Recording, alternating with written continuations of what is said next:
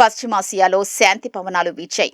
ఇరాన్తో శాంతి ఒప్పందం కుదిరినట్లు అమెరికా అధ్యక్షుడు Donald Trump ప్రకటించారు. ఒప్పందానికి సహకరించిన అందరికీ అభినందనలు తెలిపారు. ఇకపై సుంకం లేకుండా హర్మూజ్ జలసంధి తెరుచుకుంటుందని ట్రూత్ సోషల్ ద్వారా ట్రంప్ ప్రకటించారు. తన 80వ పుట్టినరోజు సందర్భంగా శ్వేతసౌధంలో జరగనున్న యూఎఫ్సీ కార్యక్రమానికి కొన్ని గంటల ముందు ఈ పోస్టు పెట్టారు. ఇరాన్ ఓడరేవుల దిగ్బంధం ఎత్తివేయాలని తమ నౌకాదళాన్ని ఆదేశించినట్లు ట్రంప్ పేర్కొన్నారు. ప్రపంచంలోని నౌకలు తమ ఇంజిన్లను స్టార్ట్ చేసి హర్మూజ్ జలసంధి ద్వారా చమురు రవాణా మొదలుపెట్టాలని ట్రంప్ పిలుపునిచ్చారు. అంతకుముందు అమెరికా ఇరాన్ శాంతి ఒప్పందం విషయంలో నాటకీయ పరిణామాలు చోటు చేసుకున్నాయి.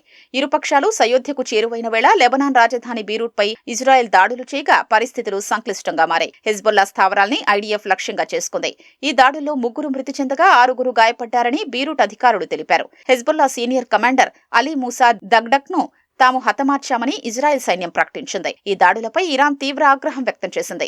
తాము ప్రతీకారం తీర్చుకుంటామని హెచ్చరించింది. లెబనాన్లో దాడుల నేపథ్యంలో ఇజ్రాయెల్పై ట్రంప్ ఆగ్రహం వ్యక్తం చేశారు.